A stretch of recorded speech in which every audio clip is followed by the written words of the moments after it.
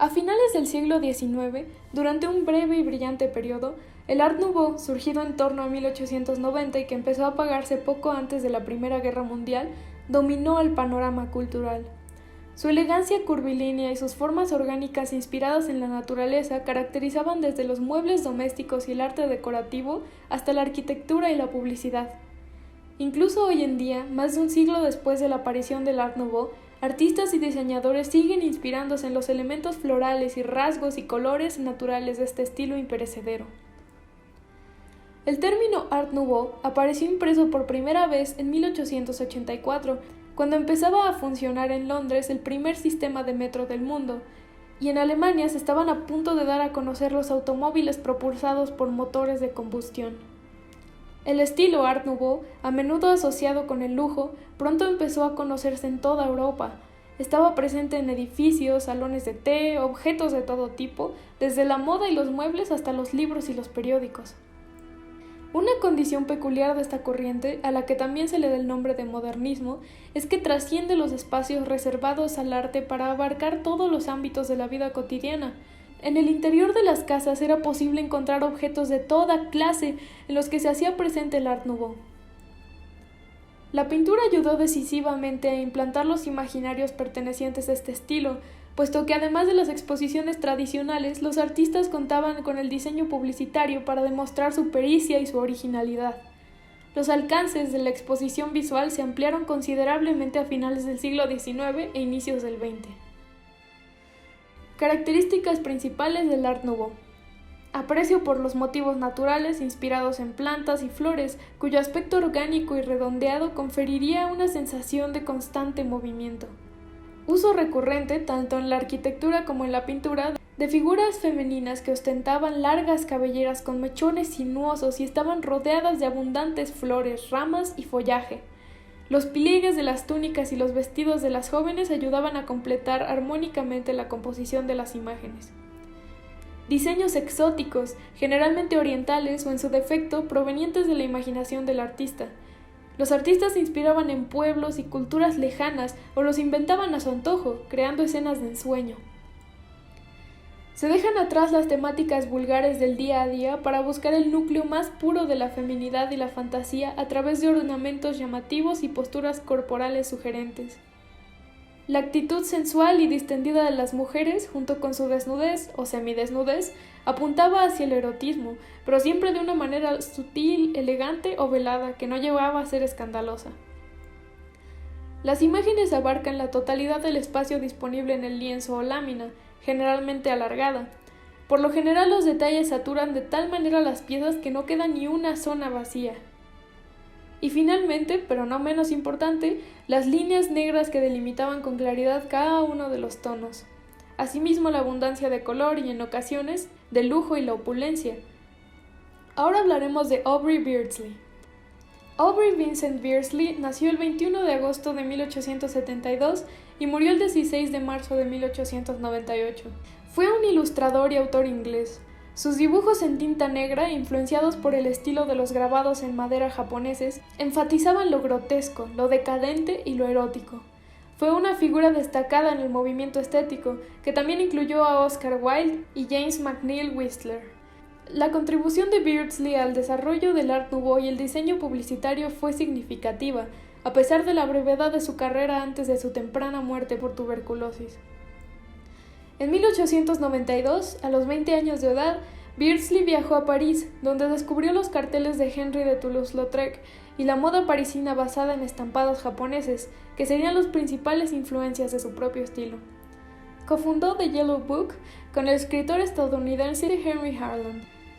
Durante las primeras 4 ediciones de esta revista se desempeñó como editor de arte, creó los diseños de portada y aportó un gran número de ilustraciones.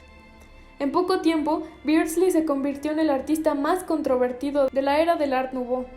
Fue famoso por sus imágenes oscuras, perversas y eróticamente grotescas, en las cuales se basó la mayor parte del trabajo que lo consolidó como un exponente principal de esta corriente. Sus ilustraciones eróticas más famosas son las que versan sobre temas de historia y mitología, incluyendo las escandalosas ilustraciones para Lisístrata y Salomé. Por supuesto, tengo un objetivo, lo grotesco. Si no soy grotesco, no soy nada, dijo él mismo en una entrevista. El simbolismo y el esteticismo también ejercieron una gran influencia sobre Beardsley, cuyo estilo hedonista, de gran sensibilidad imaginativa, lo sitúa dentro de los dos movimientos artísticos europeos de fin de siglo. Siempre he hecho mis bocetos, como diría la gente, por diversión. He trabajado para divertirme, y si también ha divertido al público, tanto mejor para mí, dijo en otra entrevista. Aubrey Beardsley trabajó en una línea semejante a la del gran cartelista checo Alfons Mucha.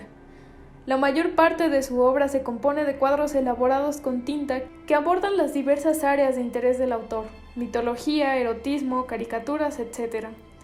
En estas imágenes, las amplias zonas negras contrastan con otras blancas igualmente extensas. Además, es posible apreciar áreas en las que se concretan trazos finos sugeridos por la plumilla, mismos que contrastan con los espacios vacíos desprovistos por completo de detalles. En su obra prevalecen motivos propios del grabado japonés y formas curvilíneas inspiradas en conceptos relacionados con la naturaleza, típicas del estilo modernista o Art Nouveau. El trabajo de Beardsley inspiró al trabajo de artistas posteriores como Papin y Clark, y continuó causando controversia en Gran Bretaña incluso mucho después de su muerte. Durante una exhibición de las impresiones de Beardsley en el Museo Victoria and Albert en Londres en 1966, la policía allanó una galería privada en Londres por exhibir copias de las mismas impresiones y el propietario fue acusado bajo las leyes de obscenidad. Ahora hablemos de El Clímax, la obra que analizaremos en este video. Primero, el contexto. Clímax es una ilustración de 1893 de Aubrey Beardsley. Representa una escena de la obra teatral Salomé de Oscar Wilde, en la que la mujer fatal Salomé acaba de besar la cabeza cercenada de Juan el Bautista, misma que ella sostiene entre sus manos. Elementos de erotismo, simbolismo y orientalismo están muy presentes en la pieza. La serie a la que pertenece se considera la obra más famosa de Beardsley, creada tan solo a los 21 años. Oscar Wilde, uno de los miembros más influentes del movimiento decadentista, le encargó a Beardsley que ilustrara la versión en inglés de su obra, y a partir de esa petición nacieron The Climax, The Stomach Dance y The Eyes of Herodes. En estas ilustraciones, a las mujeres se les atribuyen vicios tradicionalmente masculinos como la lujuria, el deseo de dominación y el materialismo. Existen dos versiones del clímax, puesto que los derechos sobre el dibujo original los ostentaba el teatro en el que la obra de Wilde se presentó inicialmente, y Beardsley tuvo que crear una ilustración alternativa que no estuviera sujeta a las mismas condiciones de explotación que la creación primigenia. La mujer fatal de la segunda versión luce menos amenazante. El dibujo, estilísticamente, es más detallado y se diseñó a partir de dos parámetros editoriales convencionales, a diferencia de la versión original de Je vais t'avoir, le canon, que fue hecha en un formato vertical alargado.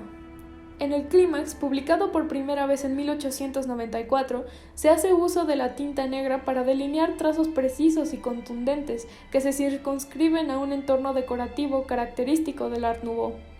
La influencia de los grabados japoneses, conocidos como ukiyo-e, en la obra de Beardsley se manifiesta en el aspecto bidimensional de las imágenes, la disposición compositiva de los elementos y los motivos estilísticos. Ahora hablemos de Salomé, la obra en la que está inspirada la ilustración.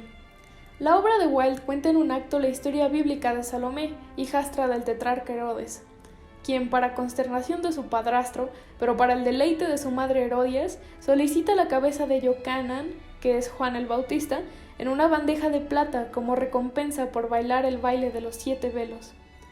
Oscar Wilde añade al personaje de Salomé todo un argumento que trastoca la historia evangélica de Yocanan. En la Biblia, Salomé pedía la muerte de Yocanan por instigación de su madre Herodias. En la obra de Wilde, en cambio, Salomé está enamorada, obsesivamente incluso, de Yocanan, quien rechaza su amor. La petición de que sea decapitado se produce, pues, por despecho. Tras la decapitación, en una sublime combinación de Eros y Tánatos, Salomé besa los labios de la cabeza cortada de Yocanan. Herodes, enamorado a su vez de Salomé, ordena matarla. El giro de Wilde en la historia bíblica se centra en la personalidad de Salomé y el deseo sexual que ésta profesa por un hombre que la repudia. Es una distorsión de la historia original, pues Wilde presenta a Salomé como víctima, pero también como victimario. Ella es la encarnación de la lujuria seductora y el poder manipulador, y siendo objeto del deseo perverso, sucumbe ante su retorcida obsesión por la decapitación de Yochanan. Carmen Skaggs y otros críticos argumentan que Wilde presenta la sexualidad de Salomé como típicamente masculina. También se menciona en diversos trabajos académicos que Wilde está tratando de explorar diferentes formas de adoración. Salomé, el joven sirio y Herodes idolatran la belleza. En contraste, el religioso Yochanan únicamente le rinde pleitesía a Dios. La ilustración de Beardsley se centra en Salomé, quien levita en el aire y sostiene en sus manos la cabeza de Yochanan, cuyos labios acaba de besar. La imagen elude a las palabras finales que Salomé enuncia en la obra dramática. Je besé ta bouche, Yochanan, je besé ta bouche. He besado tu boca, Yochanan, he besado tu boca. Su cabello ondula a manera de zarcillos o serpientes, mientras ella mira poderosamente a los ojos de Juan el Bautista. La cabeza cercenada del profeta gotea sangre que nutre un lirio, flor que simboliza la pureza. Detrás de esas dos figuras aparece una representación estilizada de plumas de pavo real, hecha de círculos concéntricos, un motivo distintivo de las ilustraciones de Beardsley. Completa la composición con un fragmento de luna. La luna, en la obra de Wilde, está destinada a sugerir a la diosa pagana Cibeles, quien, como Salomé, está obsesionada por preservar su virginidad y por tanto disfruta destruyendo la sexualidad masculina. En la pieza dramática, al preludio le siguen 3 escenas en las que se desarrollan la obsesión erótica de Salomé, el baile y la decapitación de Yochanan. La luna figura siempre como un elemento simbólico primordial, puesto que pasa por distintas etapas que se relacionan con la progresión de la historia. Al inicio, los soldados la describen como una mujer que danza y que lleva un velo amarillento. Durante el encuentro de Salomé con el profeta, la luna es blanca y radiante. Cuando Herodes y Herodías pasean en la intemperie, el astro aparece frente al tetrarca como la imagen misma del deseo femenino. Después del asesinato del profeta, tal y como éste lo predice, la luna se baña de sangre y se torna roja.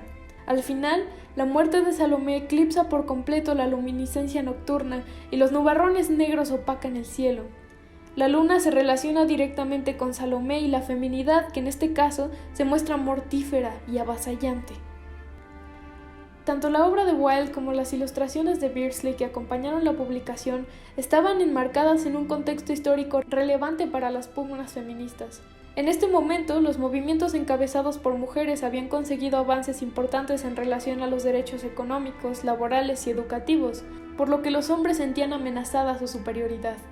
El poder de Salomé sobre los hombres se puede ver en la forma en la que Beardsley la presenta como una figura imponente y poderosa, que recuerda un poco a Medusa. Así pues, la ilustración evoca un cambio de paradigma en relación a la mirada femenina, que antes de este momento había sido pasiva y estaba subordinada a la masculina.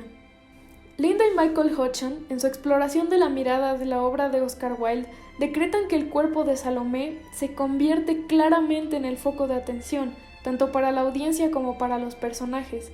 Al bailar, Salomé es sin duda el objeto de la mirada, particularmente la mirada masculina de Herodes. Los Hodgson argumentan que, si bien la mirada masculina se ha arraigado tradicionalmente a la idea del privilegio sexual que le otorga al hombre el control sobre el cuerpo femenino, el personaje de Salomé socava esta teoría al usarla intencionalmente a su favor y acceder a Yochanan a través de la mirada masculina de Herodes. Sin embargo, otros argumentan que la mirada femenina también está presente en la obra, con Salomé mirando y objetivando a Yochanan. Como escribe la crítica Carmen Skaggs, Sirio, Herodes y Salomé objetivan los temas de sus miradas, admiran a cada uno solo por su belleza. Los deseos de los 3 están prohibidos y reconocidos como peligrosos por quienes los rodean, pero ninguno es persuadido a alejarse. Beardsley ilustra la mirada femenina excelsamente. A través de su obra y con una temática muy similar a la de Wilde, desarrolla los temas del orientalismo y la ética contracultural.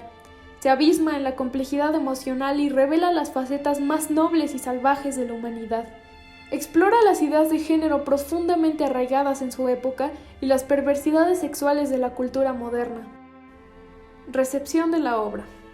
Beardsley dijo de su dibujo que, en lugar de utilizar líneas más gruesas en el primer plano y adelgazarlas del fondo, sintió que las líneas deberían ser del mismo ancho. Morgan Mize, de The New Yorker, afirma que su influencia en el aspecto del Art Nouveau y luego en el modernismo temprano es difícil de exagerar.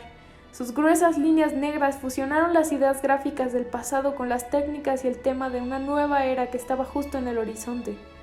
Fue una inspiración para los ilustradores, diseñadores gráficos y grabadores japoneses del periodo Taisho de principios del siglo XX. El clímax es descrito como uno de sus mejores trabajos por Ian Fletcher, quien también lo establece como uno de los grandes del periodo de la decadencia. Sin embargo, no fue apreciado por los principales críticos del arte de la época, quienes encontraron los dibujos de Salomé repulsivos e ininteligibles. El historiador de arte Kenneth Clark dijo que despertó más horror e indignación que cualquier obra gráfica producida hasta ahora en Inglaterra.